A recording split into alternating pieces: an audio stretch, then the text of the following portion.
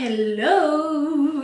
Salut YouTube! Comment ça va? Moi ça va plutôt bien. Écoutez, je suis ravie parce que je vous retrouve pour vous faire un petit point lecture. Et en voulant regarder à quel livre je m'étais arrêtée, je me suis rendu compte que le dernier point lecture date d'il y a 3 mois. Donc, il faut parler des livres quand même.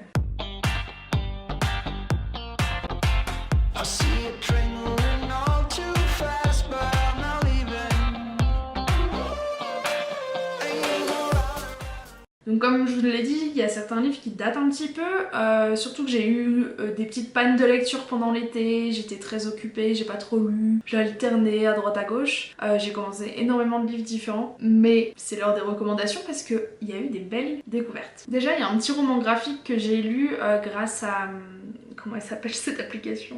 Mon application sur laquelle je lis des livres audio. Ils avaient aussi en format comme ça numérique The Prince and the Dressmaker qui est traduit en français et j'ai adoré, j'ai mis 4 étoiles sur 5. En fait vous suivez un prince qui une fois à un bal va rencontrer une couturière et va l'engager en secret pour qu'elle lui fabrique des robes et du coup le soir ils sortent tous les deux, le prince est en robe et voilà.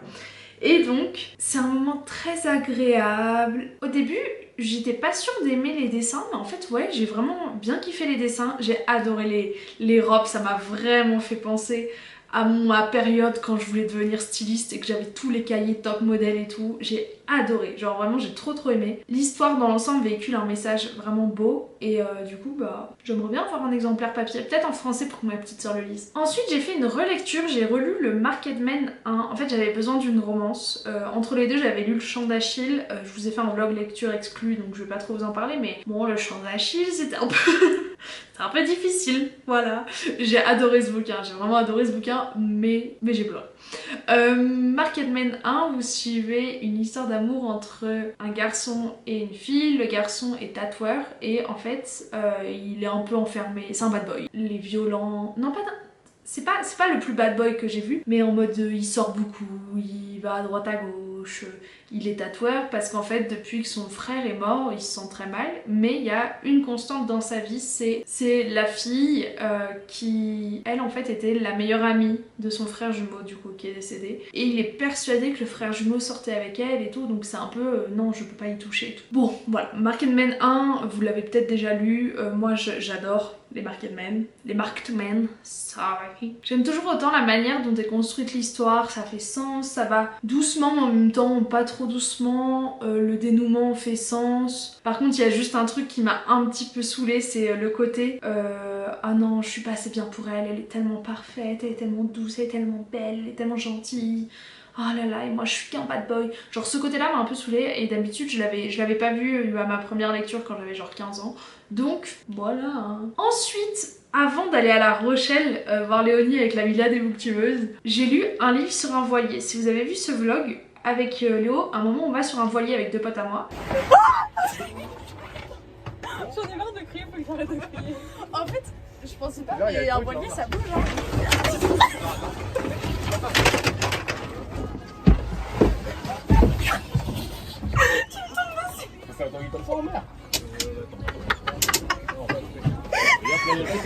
Et genre pendant tout le truc du voilier j'étais là en mode on va mourir, on va mourir.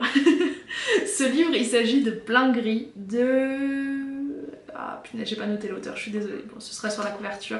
C'est très court mais c'est très sympa, c'est un thriller adolescent où en fait vous suivez des chapitres alternés du passé et du présent. Le présent ils sont dans une tempête sur un bateau et ils viennent de repêcher un corps sauf qu'ils se rendent compte rapidement que le corps il a genre une marque à l'arrière de la tête, quelqu'un l'a frappé et surtout le corps c'est un des amis qui fait partie de la bande d'amis quoi.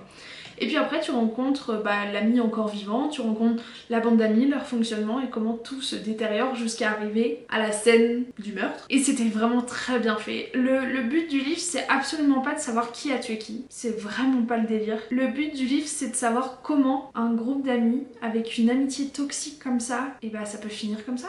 Je sais pas si ça fait trop sens ma phrase. En fait il manque vachement d'infos dans le bouquin mais c'est fait exprès. C'est fait exprès pour pas te surcharger de trucs, de machins.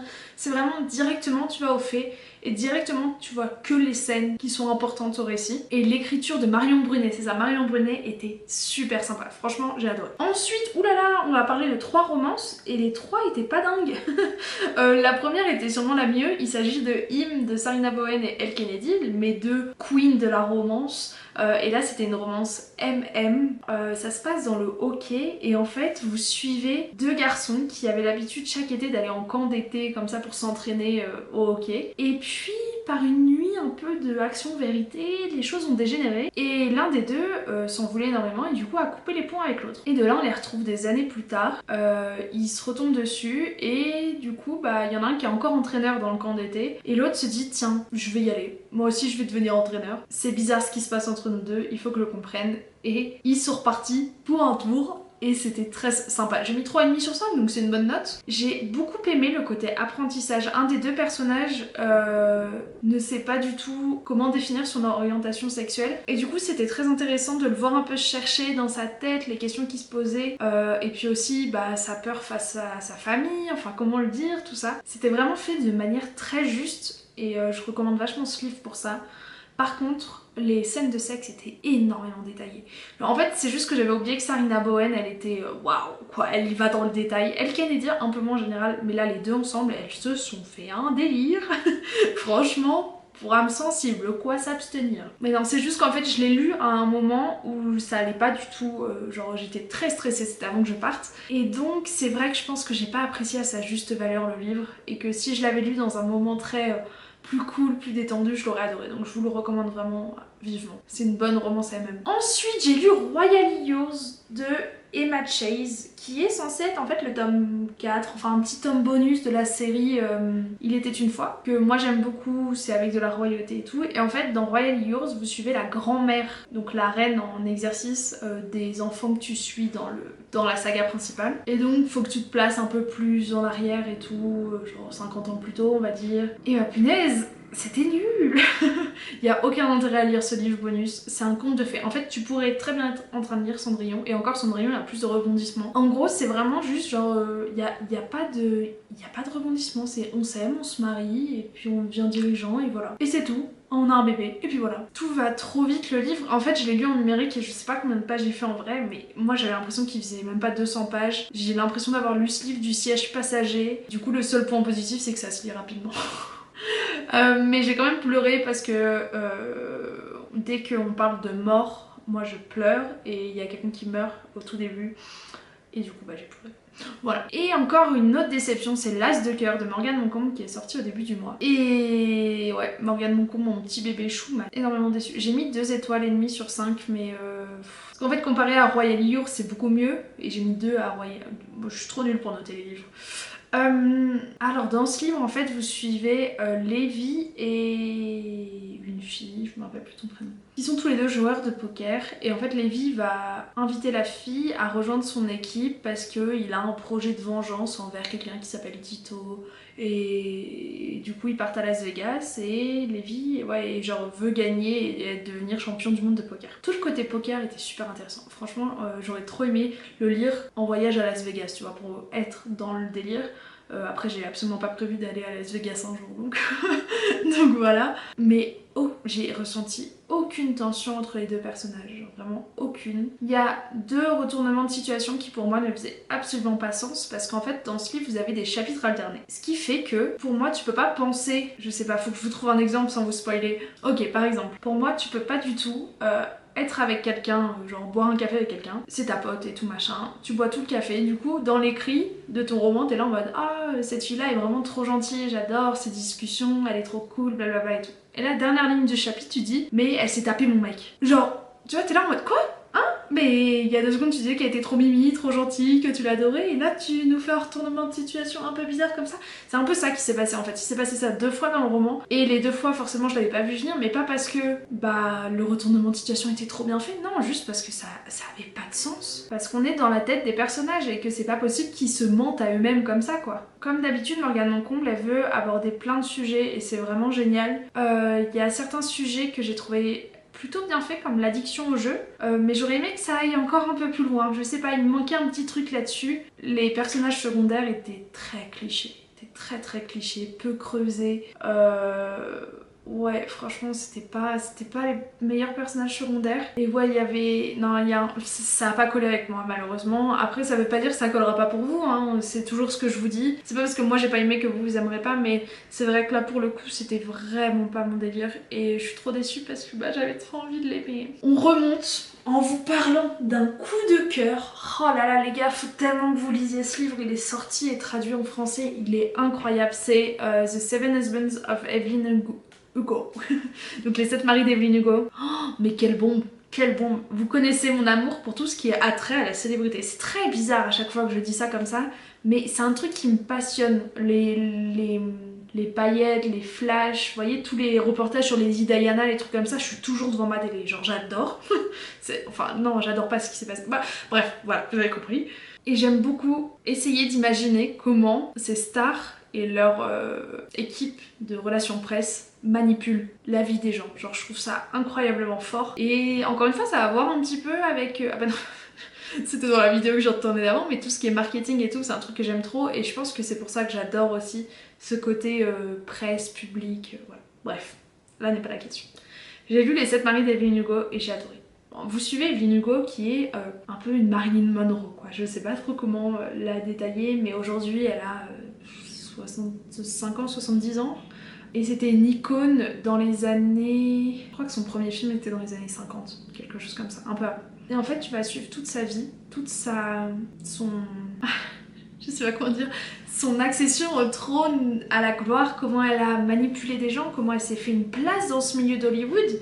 Et j'ai adoré le personnage d'Evelyn Hugo parce que c'est un personnage qui est absolument pas parfait, qui est incroyablement bien construit. Et en fait, on va arriver à la fin de sa vie et elle va décider comme ça de faire appel à une petite journaliste, on sait pas trop pourquoi elle a choisi cette personne-là, pour écrire son histoire. Elle lui donne tous les droits, elle lui dit j'ai envie qu'on écrive mon histoire, j'ai envie que les gens sachent en fait qu'a été ma vie et de leur montrer que bah, la personne qu'ils croient connaître c'est pas eux, c'est pas elle. C'est pas Evelyn Hugo. Et donc tu vas suivre l'évolution de sa carrière. Elle passe de bombe sexuelle à ses 20 ans, même pas à 15 ans, elle a un peu menti sur son âge quand elle a commencé. Et l'évolution de ses rôles, sa place de mère, et les pertes. Et en fait, au final, c'est une histoire très triste. Franchement, c'était très triste. Parce que tu suis la vie d'une personne de A à Z, et du coup, tu vois tous ses regrets. Tu vois toutes les années qui sont passées, le temps qu'elle a perdu avec certaines personnes. Et puis quand elle arrive à 70 ans, elle a forcément perdu des gens sur le cours de la route. Donc il y a des gens qui sont morts. Donc j'ai pleuré encore une fois. Et on a plein de sujets hyper importants traités. Et en fait ce qui va se passer c'est que Monique, donc l'écrivaine, la journaliste, va attaquer l'histoire d'Evelyn Hugo par le côté de ses 7 maris, vu qu'elle est très connue pour avoir 7 maris différents, c'est assez quand même dingue. Et au final, t'arrives à la fin de l'histoire et tu comprends pourquoi elle a eu 7 maris, genre ça fait parfaitement sens et que c'était sur le moment ce qu'elle devait faire. Et j'ai pas trop envie de trop vous en dire, mais chaque mari avait sa spécialité, chaque mari lui a apporté quelque chose, chaque mari l'a un peu détruit d'une certaine manière aussi. Et puis à côté de ça, on suit l'histoire avec son vrai amour, l'amour de sa vie et voilà, c'est un roman queer, c'était très très bien fait, j'ai absolument adoré, j'ai adoré. Il y a juste eu un petit bémol, sinon ça aurait été un coup de cœur intersidéral, là c'est un coup de cœur genre sympatoche que j'ai adoré. Pourquoi Evelyn Hugo a choisi Monique pour écrire son histoire? L'explication que je vous ai donnée et tout, pour ma part j'aurais aimé, je sais pas, autre chose, un truc un peu plus piquant ou je sais pas, ou peut-être que ça prenne un peu plus de temps, j'en sais rien.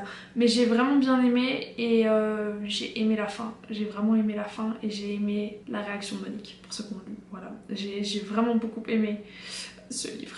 S'il vous plaît, lisez-le. Franchement, il vaut tellement le coup. Limite, vous pouvez faire des pauses entre chaque mari si vous avez peur. Il n'est pas si gros que ça, mais moi, c'est ce que j'ai fait. Le livre m'a duré 1 mois et j'ai trop aimé. J'ai vraiment trop aimé. Bon, écoutez, on est déjà à 18 minutes de rush, donc je pense que je vais m'arrêter là. Il me restait un livre, mais je vous en parlerai dans le prochain point lecture. J'espère sincèrement que cette vidéo vous aura plu. N'hésitez pas à me dire vous en commentaire quelles ont été vos dernières découvertes un petit peu livresques. Si certains des livres que j'ai lus vous ont plu aussi, si on partage pas les mêmes avis c'est pas grave, on peut quand même en parler en commentaire et essayer de débattre. Je vous souhaite à tous une super journée et je vous dis à samedi prochain pour une nouvelle vidéo. Ciao ciao.